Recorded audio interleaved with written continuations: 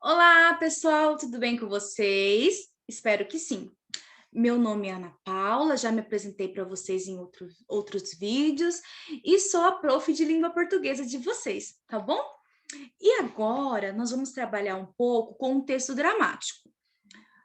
Anteriormente, nós trabalhamos com a fábula, né? Que a gente já discutiu um pouco sobre a fábula, e agora a gente vem com texto dramático. E o nosso foco nessas atividades é justamente a leitura, né? A interpretação de texto. E aí a gente vai ter um compromisso de fazer a leitura de todo o texto para interpretar. Então, no primeiro momento, eu vou trabalhar com vocês a leitura desse texto. E na próxima semana, eu já mando para vocês uma explicação sobre a questão das perguntas, de como interpretar, para auxiliar vocês. Então, peço que vocês façam, né, de acordo com as minhas explicações. Combinado? Então, vamos lá.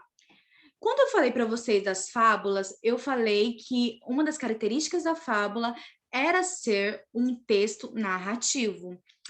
Além disso, coloquei que as fábulas tinham personagens, que as fábulas também tinham um ensinamento ao final e que contava uma história, correto?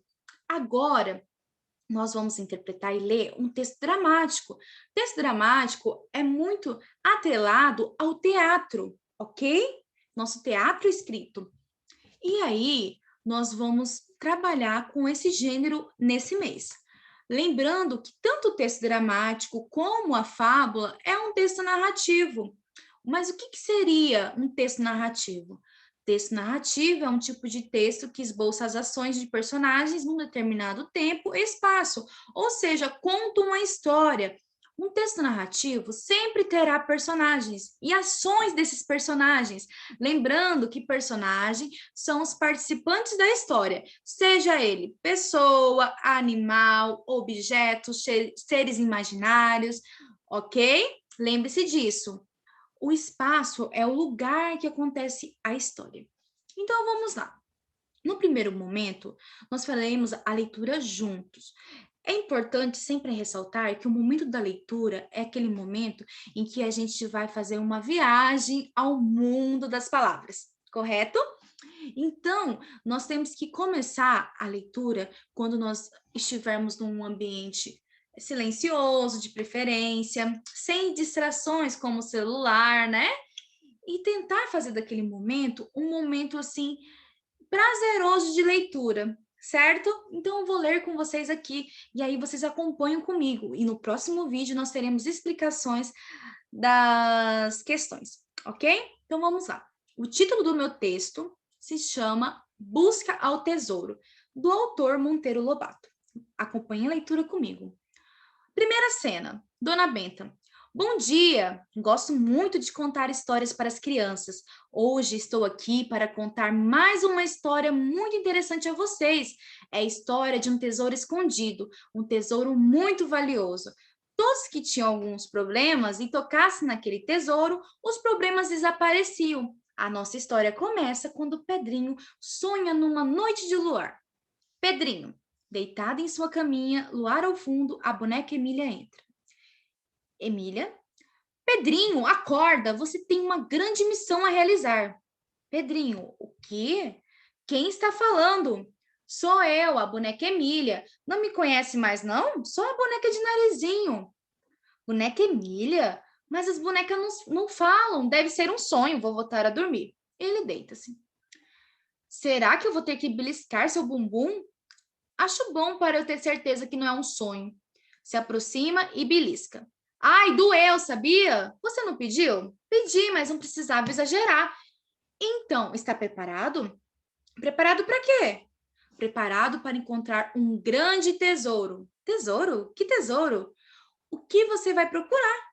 Mas é necessário que eu vá mesmo porque você foi escolhido. Essa história não está me cheirando bem, mas se é para o bem de todos, diga aos seus superiores que eu vou. Segunda cena. Perceba que todo texto dramático, teatro, é composto por cenas.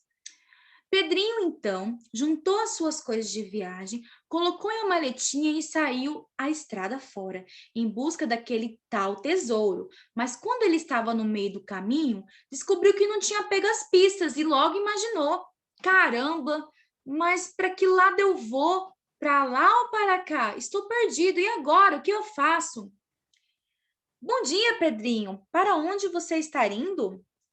Não sei, acho que me perdi. Eu tinha que contar um grande tesouro, mas não me deram pistas. Que tesouro é esse? Não sei te informar. Só sei que é um grande tesouro. Posso ir com você? Eu acho que pode. Então, vamos por ali. Acho que sei o caminho. E sai na frente. Mas como que ele sabe o caminho? Sai também. Terceira cena.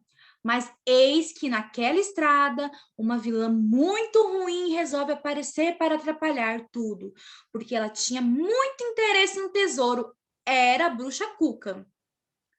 Então quer dizer que esses dois estão indo procurar um grande tesouro? Pois fiquem sabendo que eu também estou procurando esse tesouro. E ele é muito valioso, é mágico. E como eu já sei fazer algumas mágicas, com ele eu vou fazer muito mais. E serei a dona do sítio do Pica-Pau Amarelo. Mas sozinha acho que não vou conseguir. Preciso de um aliado. Aparece o Saci. Acho que já encontrei alguém. Bom dia, Cuca. O que está fazendo por aqui? Procurando um grande tesouro, um super tesouro, um baita de um tesouro. Será que você não podia me ajudar? Não? Ajudar? Eu? Será que devo, hein, crianças? Repartirei a metade com vocês, tá bem? A metade? Um grande tesouro? Quem sabe assim, com esse grande tesouro, eu não consigo melhorar minha aparência. Então eu vou. E assim se acaba o nosso trecho da história. Perceba que nós temos aqui as falas dos personagens. Olha aqui, eu não tenho um narrador, eu não tenho um narrador observador que conta por fora da história. Todos os personagens têm fala. Então, eles falam por si mesmos. Então, nós temos aqui vários personagens, como Dona Benta, a Cuca, o Pedrinho, a Emília. E o enredo da história, o conflito, o que acontece na história? É a busca de um tesouro que, segundo Dona Benta, resolve todo tipo de problema. Que bom seria, né, se nós pudéssemos realizar todos os nossos problemas de uma hora para outra, como se fosse mágica. E aí, a minha história não tem um final, porque depois vocês vão criar um final para essa história. Claro que na obra de Monteiro Lobato tem o final da história. Então, se alguém quiser, né, saber o final, só clicar aqui nesse link que tem o final, ou procurar Busca Tesouro completo no Google, ok? Mas eu coloquei intencionalmente, não coloquei o final da história, justamente porque vocês vão criar, tá? E aí eu chego na interpretação de texto, lembrando sempre que eu faço a primeira leitura do texto, depois eu volto para reler esse texto. É assim que eu consigo interpretar. Eu faço a primeira leitura dinâmica, igual a prof acabou de fazer, e se eu sentir necessidade, se eu não entendi alguma parte, eu vou voltando ao texto. Esse é o legal de interpretar. Você volta, você relê, e cada vez que você lê, você vai ter uma visão diferenciada do texto, tá bom? Então vamos lá para as primeiras perguntas. Vou ajudar vocês nessa semana, tá? Primeiro, segundo Dona Benta, o que acontecia com as pessoas que tocavam no tesouro? Vocês vão voltar no texto e vão ver o que a Dona Benta disse que acontecia com as pessoas que tocassem o tesouro. Simples, e vão escrever ali para mim, tá? Segundo, qual foi a reação do Pedrinho ao ver a boneca Emília? Puramente voltar no texto, volta lá no texto e vê o que ele faz quando ele vê a Emília. Ele fica assustado, ele fica feliz. O que acontece? Descreva para mim. 3. Por que o Pedrinho foi atrás do tesouro? Ele foi porque ele queria, por livre e espontânea vontade, alguém falou para ele do tesouro, ou ele foi obrigado. Volte no texto e descubra se ele foi por livre e espontânea vontade ou se alguém falou para ele desse tesouro. Combinado? 4. Por que a Cuca queria achar o tesouro escondido? Bom, a Cuca, né? percebemos que ela já é uma personagem má das histórias do Sítio Pica-Pau Amarelo, mas por que que ela queria? Qual que era o valor do tesouro para ela? O que que o tesouro ia trazer de benefício? Tá no texto também. Vamos voltar lá para ler? E aí, ela teve a ajuda de alguém. Quem será que ajudou a Cuca, gente? Vamos ter que voltar também. Veja como a interpretação de texto é. A gente lê o texto e retorna ao texto todas as vezes que a gente tenta buscar informações, correto? E 5 é sua opinião. Qual é o tesouro que Pedrinho está procurando? Percebam que nós não temos ali, ó, o tesouro é isso, né? Não, nós não temos a resposta. Então, na sua opinião, qual será que é o tesouro que está escondido do leitor? Ou seja, não se falou que tesouro era esse, não é? Então, na sua opinião, que tesouro que é?